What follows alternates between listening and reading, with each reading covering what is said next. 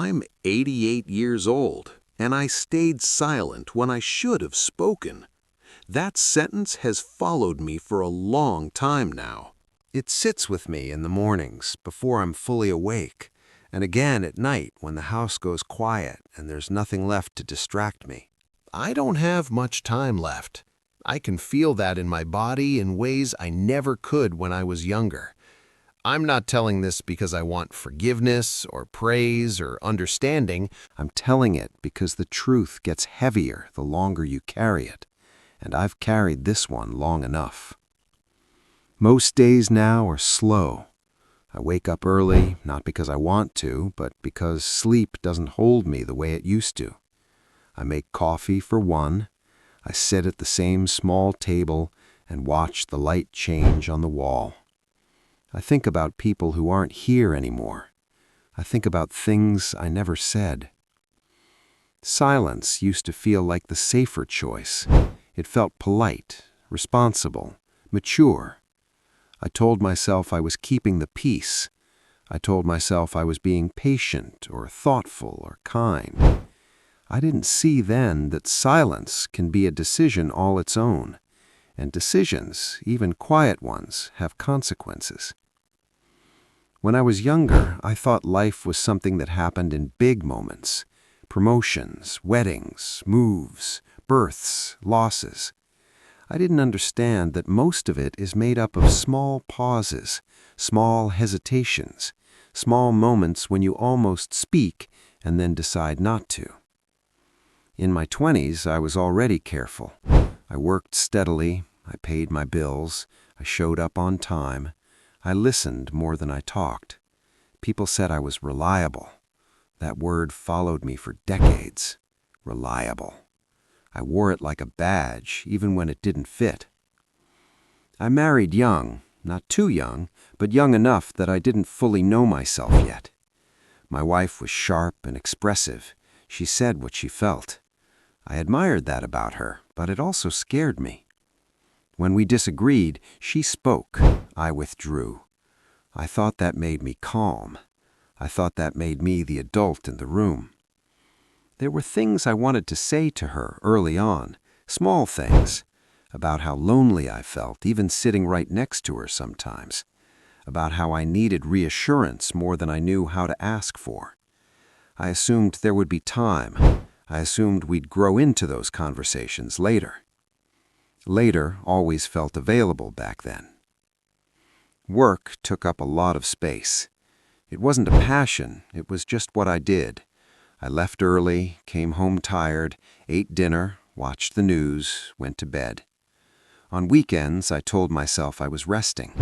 In truth, I was avoiding the effort of talking about things that mattered. When my children were born, I loved them deeply. I just didn't know how to show it with words. I was there, I provided, I fixed things. I thought that was enough. When they were upset, I listened, but I didn't always respond. I thought listening was the same as engaging. There were moments when one of them would linger in a doorway, clearly wanting to say something. I noticed. I always noticed. And still, I waited. I expected them to start. I expected the moment to make itself clear. Sometimes it did. Sometimes it didn't. Years passed like that. Nothing exploded. Nothing fell apart all at once. That's what makes it hard to explain. The cost of silence isn't dramatic. It's cumulative. It shows up in what doesn't happen, in the closeness that never quite forms, in the conversations that stay just below the surface. There were arguments I let end without resolution because the house felt calmer that way. There were apologies I meant to make but postponed because the timing didn't feel right. There were truths I swallowed because I didn't want to upset anyone. I thought I was being generous with my restraint. I didn't see that I was also withholding myself. My wife would sometimes say, "I don't know what you're thinking." I'd tell her there wasn't much to say. That wasn't true. There was always something to say. I just didn't think my thoughts were important enough to disturb the day with them. As the kids grew older, they grew more distant. Not suddenly, gradually. Fewer calls, shorter visits. I told myself that was normal. I told myself they were busy, building their own lives. I didn't ask what I could have done differently. I didn't want to hear the answer. There were moments that stand out now. A school play I missed because work ran late. A conversation I ended early because I was tired. A phone call I didn't return right away and then never did. Each one felt small at the time, almost nothing. Together, they became a pattern. The turning point didn't arrive with drama. It came quietly, like everything else. My wife got sick, not all at once. First, it was fatigue, then tests, then words we both pretended not to understand right away. We spent a lot of time sitting next to each other in waiting rooms. I held her hand. I was there. But even then, I stayed silent about things that mattered. I didn't tell her how afraid I was.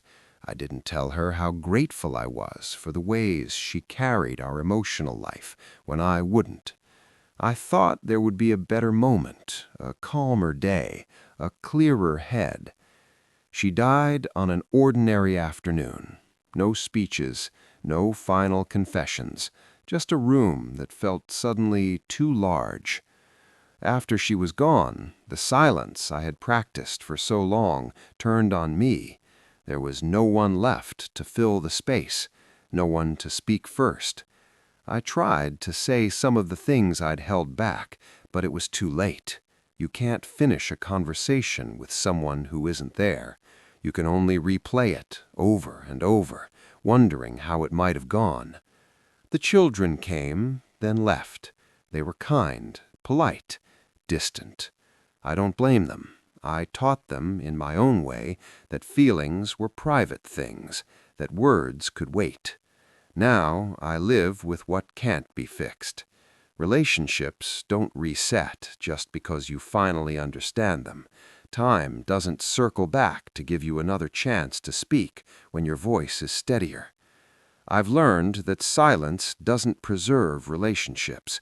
It erodes them slowly, like water against stone. You don't notice the damage until the structure is already weak.